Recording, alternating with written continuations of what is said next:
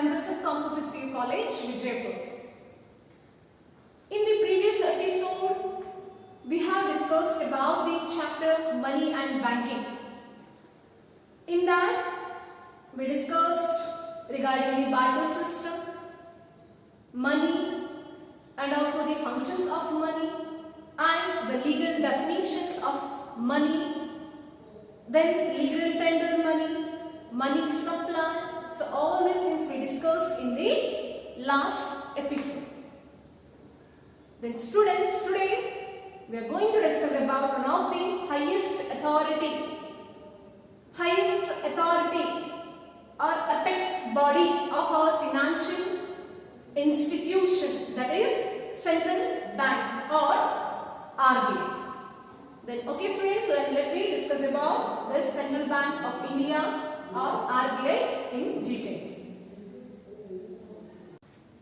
Every country has a central bank, but the names are different.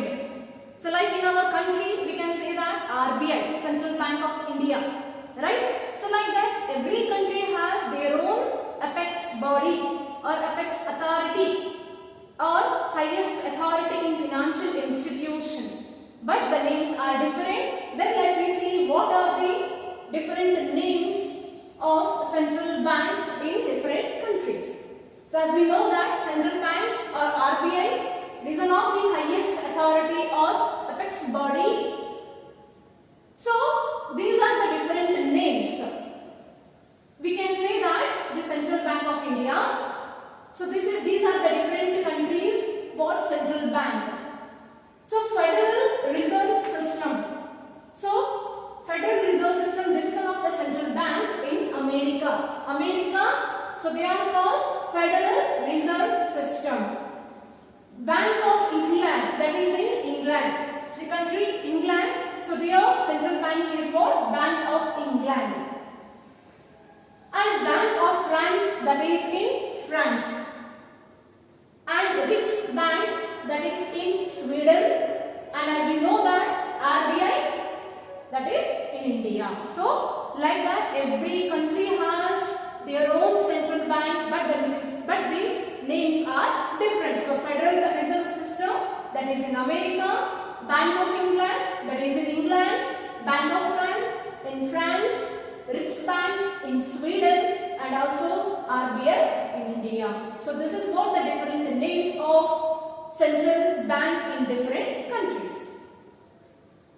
Then let me discuss about our central bank, that is RBI.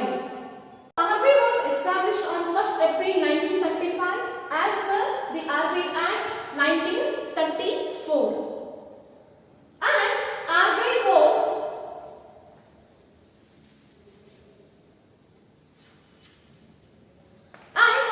was nationalized by the government on 1st January 1949 and it is renamed Central Bank of India.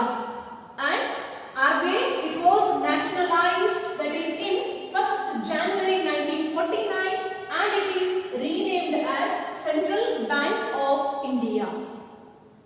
And we know that already RBI is what? Apex body of our financial institution and also it is what? Highest authority.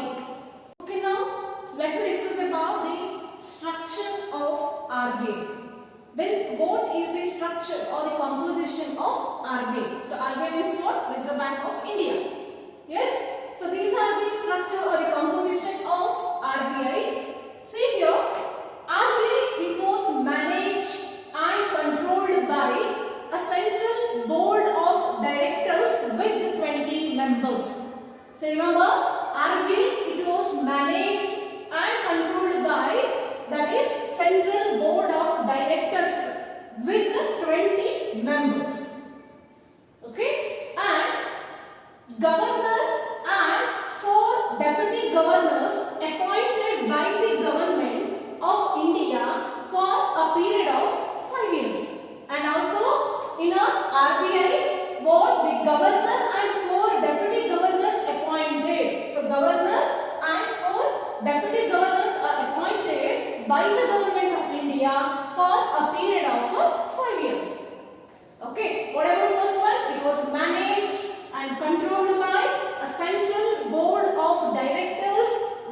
20 members. And for RBI, governor and 4 deputy governors appointed by the government of India with a time period of 5 years. Okay.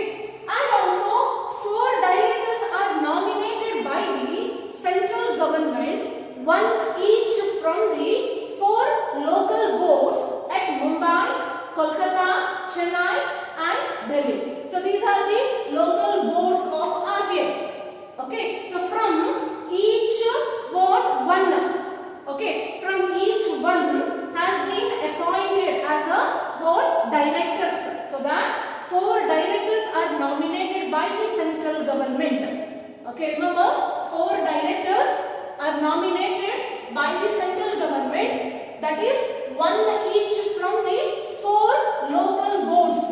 Okay, each one of them are from local boards. That is one from Mumbai, another one from Kolkata, and one person from Chennai and also Delhi. So this is what directors. And also 10 directors are nominated by the government. That is from various fields. So different fields.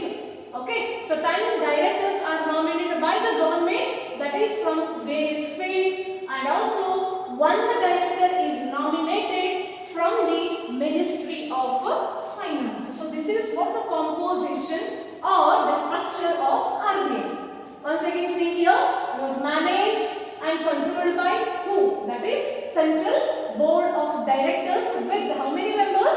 20 members. Yes, next who are the members of this RBI? That is governor, and along with him 4 deputy governors. Okay, so they are appointed by who? That is Government of India with a time period of 5 years. And also 4 directors also there. So they are from board, each board local boards of RBI, that is from Mumbai, Kolkata, Chennai and Delhi. And each one of them are appointed by central government. And 10 directors are nominated by the government, that is from various field. And also 1 director is nominated from where? That is from Ministry of Finance. So this is what the composition of RBI.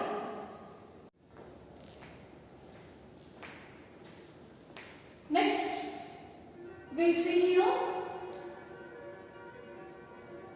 and also central bank is head office, that is in Mumbai. Where is the head office of central bank or RBI? That is at Mumbai. And its regional offices, that is in Mumbai, Chennai, Kolkata and Delhi. So these are the regional offices. And the branches of RBI, that is Bangalore, Hyderabad, Kanpur and Lucknow.